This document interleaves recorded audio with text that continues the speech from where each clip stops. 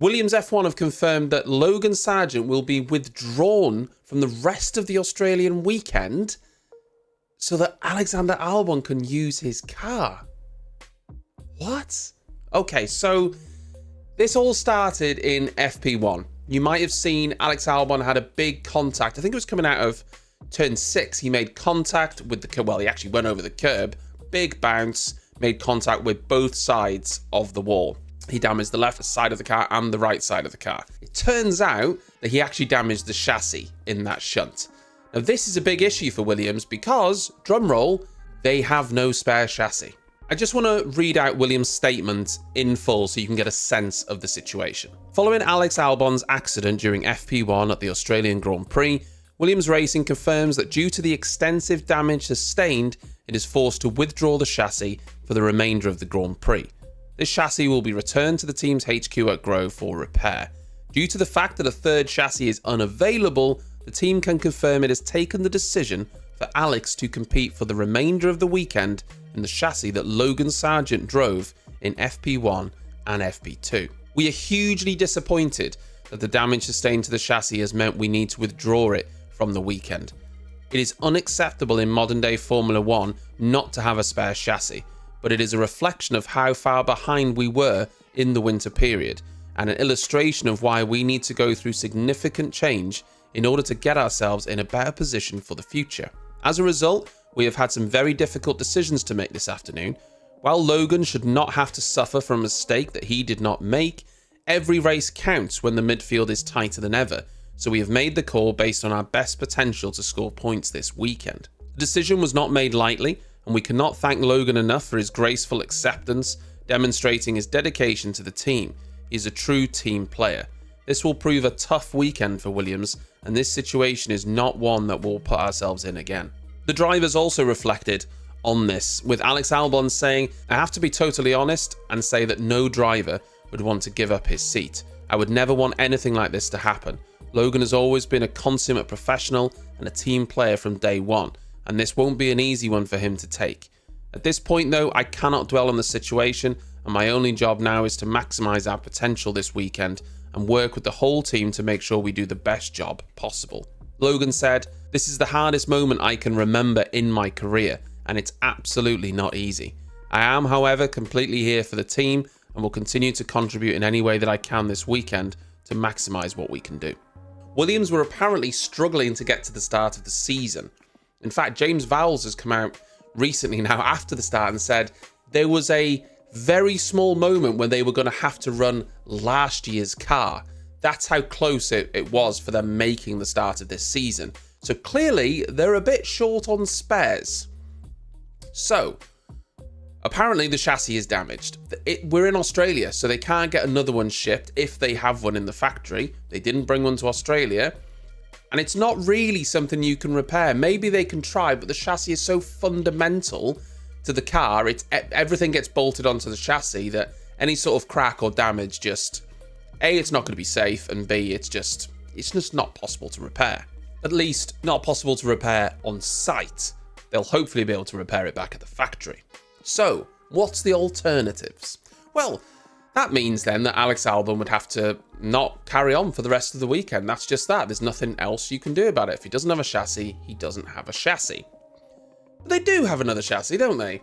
Ooh, Logan Sargeant has a chassis in his car, and that one seems okay. So, that's what they've done. They've basically said to Logan, "Sorry, mate, we need your chassis." So Logan, having made no mistakes in practice, the American driver dropped a wheel in the gravel exiting turn 11 and found himself in a spin.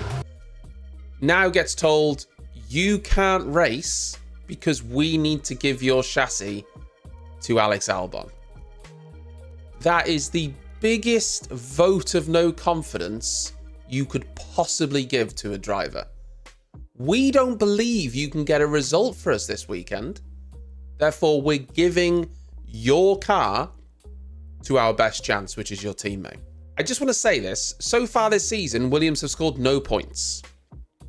No points. Bahrain, Albon finished 15th, Sargeant 20th.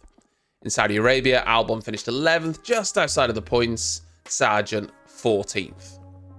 last year, Albon had 27 points, which is a lot for Williams, a team that, is working their way from the bottom of the grid. He finished in P12. Logan Sargeant only scored 1 point the entire season, and the only driver to finish behind him in the championship was Nick de Vries. Sargeant actually finished 21st in a 20-driver championship that turned into a 22-driver because of Liam Lawson and Nick de Vries. So they kind of have reason. They know themselves that their best chance of getting a result is Alex Albon. Alex Albon's really great in the races. We know that he is the best chance. However, he made a mistake at Australia last year in a similar corner, I think, as well. What if, God forbid, he makes another mistake in FP3 or in the race? It'll all be for nothing. The problem is here that you've essentially said to your second driver, we do not believe you can score points, so we're going to take away your car when you've done nothing wrong. And I just don't know what you all think of that. It's so harsh. I understand it almost from a harsh business perspective. Taking away fairness, you want to give the car to the person who has the most chance of scoring you points. And Australia can have safety cars. We saw last year we can have red flags. So Albon and his race pace, there is a chance he could steal some points for the team. And if he scores points on Sunday, this decision will be proved correct. If he doesn't, though, it'll be like, well, the question ultimately is, if you're having to do this, why is Sargeant even in the car?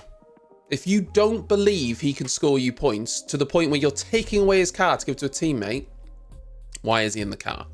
Can you think of any other team down the grid where this would happen?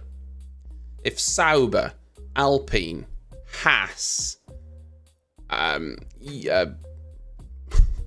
Martin even, Mercedes, Ferrari, Red Bull, all of these, if one of their drivers broke their car beyond repair, I don't see any other team giving it to someone. Maybe Red Bull.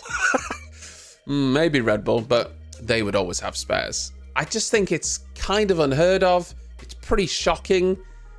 But there we go. WIliams have taken away Sargeant's car and they've given it to Albon.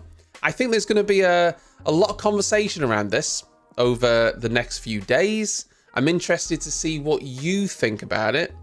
Let me know in the comments below. And remember, I will be live for qualifying and the race this weekend, very early in the morning. Join me there. Thank you very much. I'll see you then.